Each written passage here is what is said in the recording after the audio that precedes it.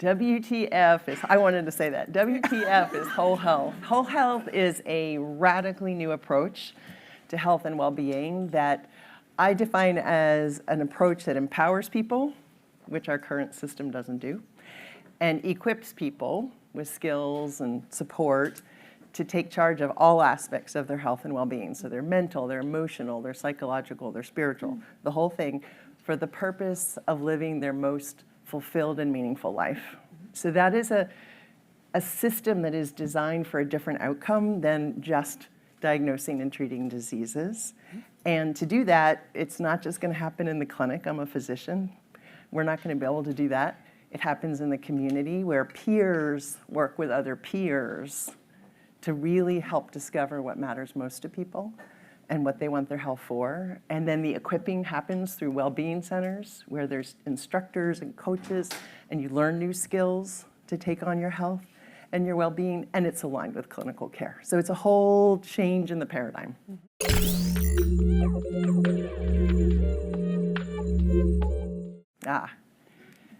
I think the secret sauce is changing the conversation, and that might sound simple, but when you change the conversation from what's the matter with you, what's your chief complaint, what's your problem, which is the paradigm of our current healthcare system, when you change that to what matters to you most in a deep and profound way, you know, and as a physician, you know, one of the blessings of being a physician is you are working with people in often tragic moments of their life, and you can see people who get a cancer diagnosis or a friend who has died suddenly, and they stop and they really reflect on their life, what matters to them, what brings them a sense of meaning and purpose. And those can profoundly alter people's direction. But we don't want to wait for the crisis. We don't want to wait for the cancer diagnosis or, you know, the proverbial wake-up call to begin to say what matters to us in this life today and how can we connect how we live to what brings us a sense of meaning and purpose. And what you find happen is when you change the conversation and you start there, as opposed to the diseased body part or your lipids are too high or your risk of a heart attack, et cetera. When you change the conversation, that is the secret sauce, because suddenly people are engaged in their life, and then they're engaged in their health and their self-care and their well-being, not so they can lower their lipids or their risk of a heart attack, but so they can really do what matters most to them in their life, whatever that is. So that's the game changer. Changing the conversation might sound like a small thing. It's a huge thing.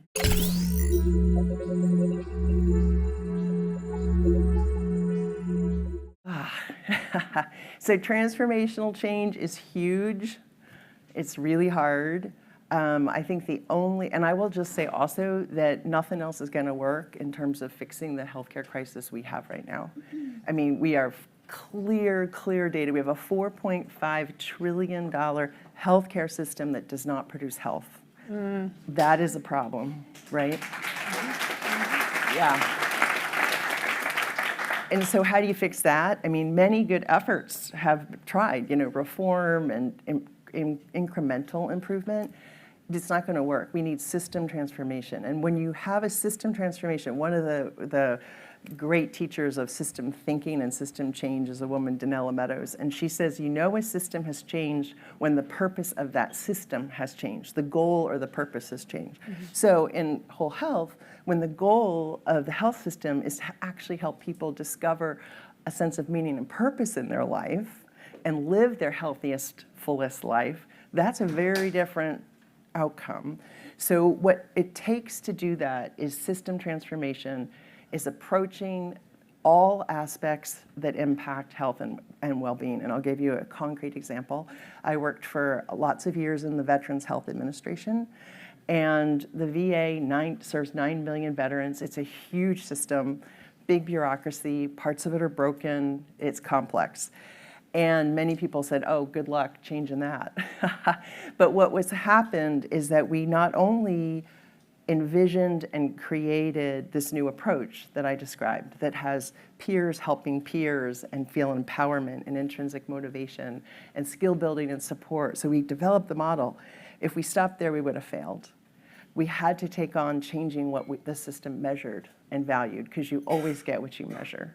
So if you don't start measuring well-being and other outcomes, you're not going to change the system. We had to change what was paid for, what was reimbursed, to align with this model. We had to change how executives and leaders were evaluated, so their performance evaluation was aligned. We had to change how the employees were treated, and so they had an experience of whole health as employees. So multiple systems addressed simultaneously, which can look overwhelming, but nothing else will work. So to drive complex system transformation, you have to take a systems approach.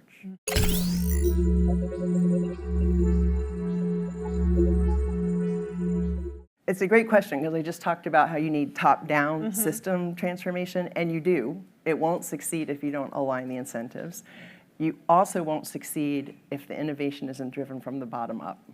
So it has to be grassroots. All the great ideas, you guys know this, all the great ideas come from the people with their feet on the ground who are dealing with the challenge and the problem in front of them. That's where the solutions come. That's where the innovation comes. So motivating and supporting people at the front line, individuals or small teams who are innovating, is the driver of system transformation.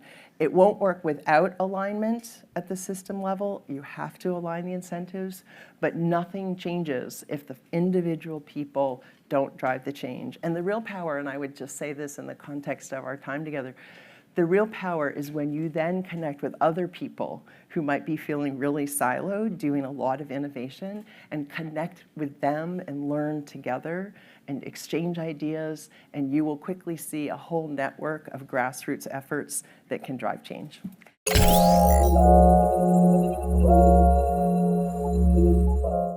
That's a great question, because if we don't achieve other outcomes, it just sounds like a great idea. It's like, well, that sounds lovely.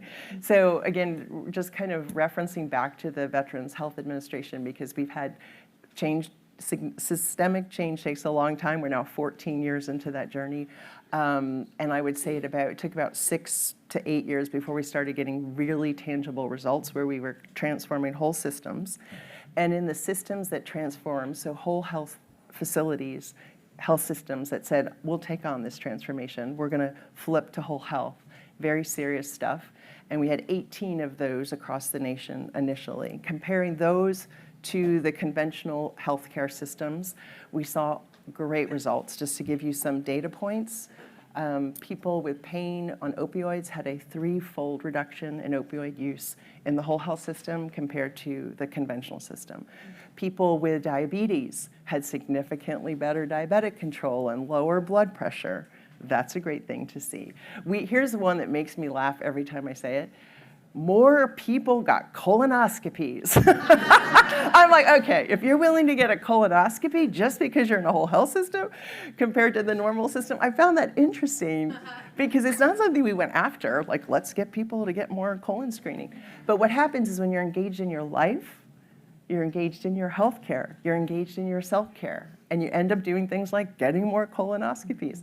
We found that even in the healthcare environment, the healthcare workers, the nurses, the physicians, the other health service employees were far less burned out, had significantly less resignations than those in the other system, and costs went down. So outpatient pharmacy costs for people with chronic conditions and mental health conditions all went down significantly compared to the traditional health systems. And I would add to that, that's all the data. It's great data. That's one good thing about the VA is the numbers are huge.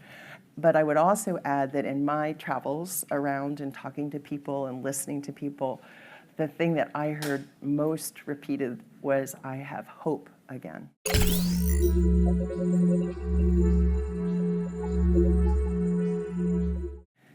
So humanization, I think, is the core issue. If I had to summarize what whole health is, I think it's the humanization of the healthcare system, that it's shifted from a very medical model to a humanized one. And I get very concerned when I look at society now because I feel as though we are getting more and more and more removed from our humanity and our human shared values. And I'll reference that metaphor some of you have heard of this, of a frog. If you put a frog in a bucket of water and you slowly increase that temperature to boiling, even though it has the capacity to jump out, it doesn't, because it just keeps adapting, you know, like, oh, it's getting a little warmer, warmer. I feel like that's what we're doing in our society. We are more and more removed from our humanity, and we're just kind of trying to normalize it. Okay, let's just keep going. And it is time for us to stop and pay attention to that. And unless and until we do, nothing will change. And I think all of our systems need humanization, not just healthcare, technology, finance, politics, all of it. How do we bring humanity back into our culture and our society?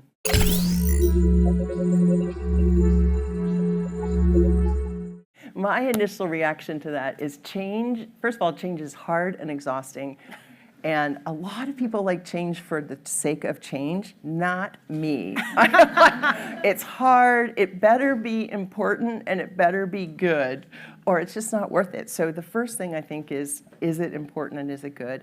I love system change, because I think that's where you have impact. You have lasting change. If you can change a system, every generation following that is going to benefit from that. So, you know, if it's not hard, it's not worth doing, that kind of philosophy. That kind of change, large system transformation, humanizing all of the systems that we live in and work in every day is what I care most about. All right. Thank you, Tracy. You're welcome.